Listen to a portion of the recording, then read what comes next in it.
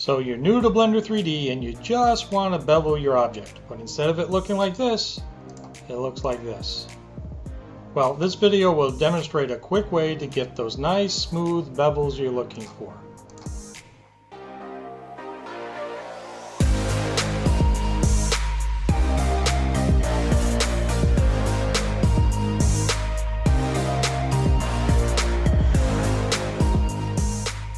Hello, this is George at Bevel. Today we're going to show you a way to get smooth bevels on your meshes in Blender 3D.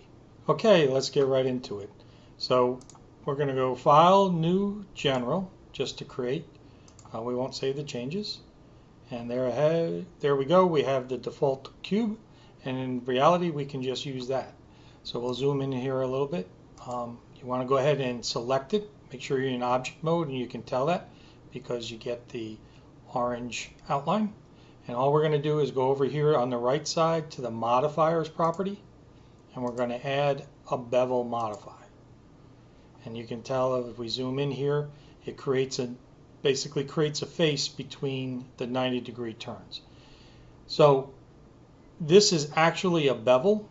If I go back to my woodworking days, a bevel was made by just running the surface or the board down a table saw with the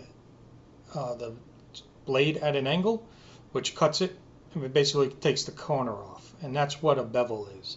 So most people want a fillet, and what a fillet is instead of it being straight, it's actually a curved profile, and you would have used a router for that.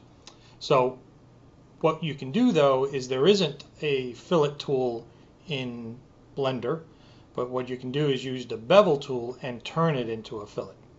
And so the way to do that is to simply say that you want to use hard normals, and when you click that you'll see that it says to enable smooth, auto smooth in the objects property. So you need to go to this tab, go to normals, and turn on auto smooth, and now it's smooth.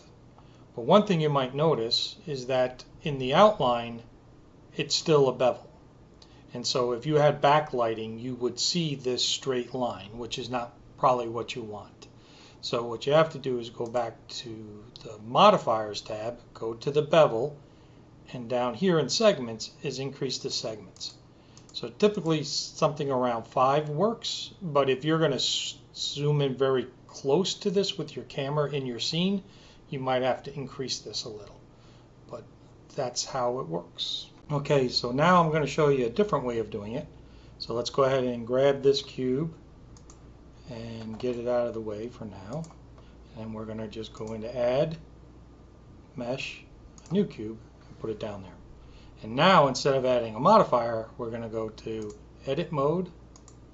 We're going to choose the bevel tool. And now if we grab this and bevel it, you can see a bevel similar to how the modifier worked. But again, it's a single plane, a single face, so you'll want to do the same things that we had done in the modifier. You're going to want to harden, you're going to want to increase this to 5, and then just make sure that under the object data properties, auto smooth is clicked on. Okay, and then once you left click to apply it, it's applied. So I think it's important to understand the difference between a modifier and actually applying it. So if we go back to object mode, they both look very similar to these two cubes. However, what happens later on might impact your design. So if we go to the one that is that was done through edit mode, and we go back into edit mode, and let's say we want to extrude, and if I go and I grab this face and extrude it in the Y,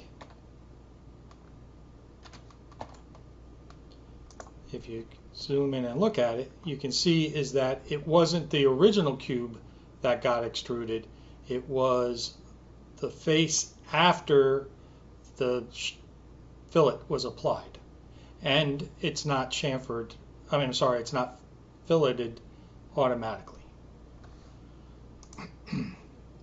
If we go back to the original cube, we just go out and look at the original cube, go back to object mode, and we select it.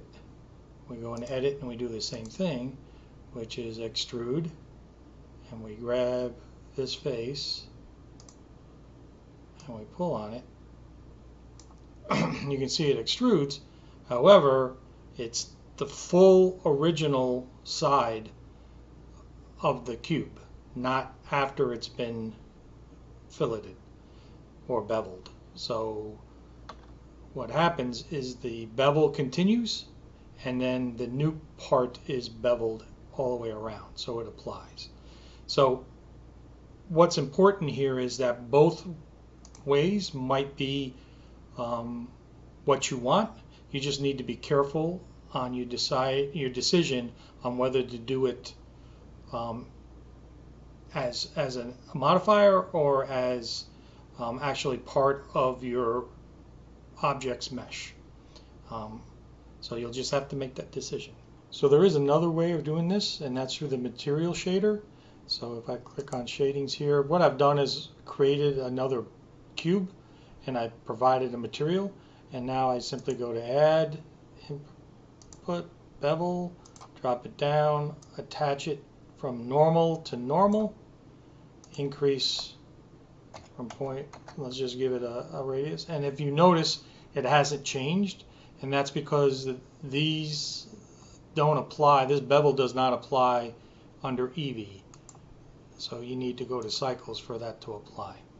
And you can see it creates the bevel. Now, again, it's more of a pillow effect than it is what you get with the modifier or applying the bevel directly to the mesh. So, but this is another way of doing it. I recommend going with the first two, depending upon your situation, but there are many things in many different ways of doing things in Blender. You'll have to just choose the one that's right for you.